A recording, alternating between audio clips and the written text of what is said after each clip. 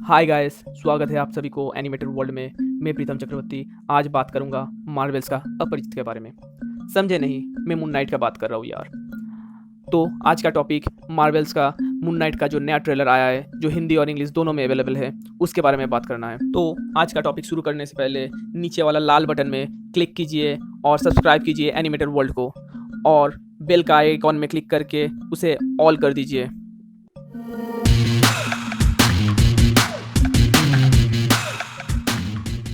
हाँ दोस्तों, ये है मार्वल का परिचित।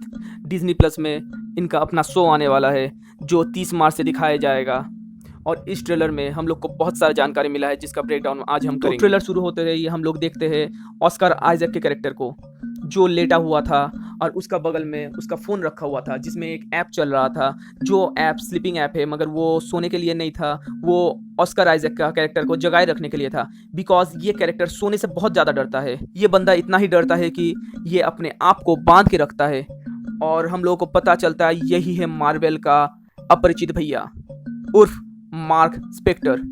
अगर कॉमिक का ज्ञान उधार ले लूँ तो पता चलता है इस बंदे को भी वही सेम प्रॉब्लम है जो हम लोग का अपरिचित भैया को था, DID, डिसोसिएटिव पर्सनैलिटी डिसऑर्डर। हाँ, ये वही प्रॉब्लम है जिसमें हम लोग का अपरिचित भैया एक ही बॉडी में कभी रेमो बन जाता था, कभी अपरिचित बन जाता था। यहाँ पर मार्क भैया के साथ भी यही सेम प्रॉब्लम है, तो इसीलिए ये बंदा खुद को बांध के रखा था। ये बंदा जब सुबह उठा तो इसको पता चला इसका टी शर्ट चेंज हो चुका है, ये घबरा गया और ये भागने लगा, मगर इसका दिमाग से निकल ही चुका था इसका पैर बंधा हुआ है, तो ये मुंह कबल गिरा।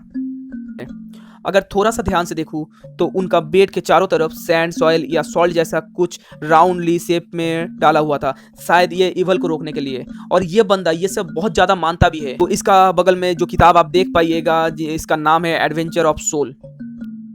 तो उसके बाद लंदन का टॉप व्यू दिखाया जाता है, तो हम लोग व्यूअर पता चल जाता है कि डेन विडमैन जो लंदन से था, जो फ्यूचर में ब्लैक नाइट बनने वाला है, जिनके साथ ब्लेड का मुलाकात हुआ था इटर्नल्स में, और साथ में जो हम लोग का मून नाइट है वो भी लंदन से है। तो लंदन कुछ तो तहलका मचने वाला है। मार्वल यूनिवर्स में लंदन एक बहुत बड़ा जगह लेने वाला है, जैसे कि हम लोग का एवेंजर्स में न्यूयॉर्क था। नेक्स्ट वही बस वाला सीन जहाँ मार्क भैया जाता है और बसी में सो जाता है, क्योंकि पूरा रात वो सो नहीं पाता, उनका वही दिमाग का लोचा की वजह से। मगर ये वाला बस में कोई झमेला नहीं है मास्क पहनने का, क्योंकि यहाँ कोरोना है नहीं।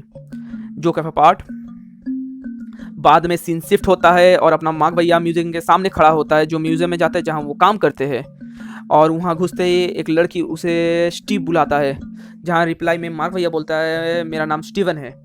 तो फिर से उधारी का कॉमिक का ज्ञान ले लूँ तो पता चलता है कि यहाँ स्टीवन भैया है कौन। तो कॉमिक का मानूँ तो यहाँ मार्क भैया का बहुत सारा पर्सनैलिटी था। उसमें पहला पर्सनैलिटी जो था वो तो मार्क भैया खुद था, जो एक मर्सिडीज था। दूसरा स्टीवन ग्रैंड जो बिलियनियर था, जो मार्क भैया या आप बोल लीजिए जो मून नाइट है उसका कोई भी प्रोजेक्ट में, वही खून खराबा वाला प्रोजेक्ट, उसमें फंडिंग करता था। और तीसरा हो गया जैक गोखले, जो एक कैब ड्राइवर था, जो रोड साइड जाके ग्राउंड लेवल में इंफॉर्मेशन कलेक्ट करता था मून नाइट के लिए। चौथा हमारा खुद मून नाइट था, और पांचवा था मिस्टर नाइट, जो खुद एक बैडएस कैरेक्टर है। तो अपना मार्क भैया जो स्टीवन बन चुका था, वो MCU में एक म्यूजियम में काम करता है, और नेक्स्ट सीन में हम लोग देखते हैं मार्क भैया एक लिफ्ट में है, और उसका सामने जो कॉरिडोर है उसके सामने इजिप्शियन गॉड खून सुखड़ा हुआ है। अगर कॉमिक का ज्ञान ले लूँ तो पता चलता है यहाँ इजिप्शियन गॉड ही रिस्पॉन्सिबल है मार्क भैया का मून नाइट बनने में, और उनका जितना भी दिमागी लोचा हो रहा है उसका पूरा रीज़न यही इजिप्शियन गॉड है। उसके बाद हम लोग देखते हैं खुनसू लिफ्ट की तरफ भागता हुआ आ रहा है, जिसको देख के मार्क भैया डर के मारे गिर जाता है, और देखते ही देखते खुनसू बदल जाता है एक ओल्ड लेडी में। उसके बाद मार्क भैया मिरर में देखता है और वहाँ उसको दिखाया जाता है उसी का रिफ्लेक्शन। यहाँ तक तो ठीक था, मगर अब घटता है भूतिया कांड। मार्क भैया तो चला जाता है, मगर उसका रिफ्लेक्शन वहीं रुका हुआ रह जाता है। मार्क भैया को एक जगह से एक मोबाइल मिलता है, साथ में एक चाबी का रिंग मिलता है। मोबाइल वही पुराना वाला फ्लिप कवर वाला मोबाइल था। उस पर मार्क भैया किसी लड़की से बात कर रहा है, जो बोलता है मार्क तुम जिंदा हो, और रिप्लाई में मार्क भैया पूछता है उनसे आप मुझे मार्क क्यों बोल रहे हैं, मैं तो स्टीवन हूँ। मुझे तो लगता है ये वाला सेलफोन देख के थाइनोस अंकल का चुटकी का पहले का सेलफोन होगा, और ये पूरा कांड में थानोस अंकल का चुटकी कहीं ना कहीं इन्वॉल्व होगा। मज़ा तो आने वाला है नेक्स्ट सीन में, जहां इन्वॉल्व होगा यहाँ का मेन विलन, जिसका रोल प्ले कर रहा है इथन हॉक। और मार्वल वालों ने कंफर्म कर चुका है इथन हॉक प्ले कर रहा है आर्थर हैरो का रोल।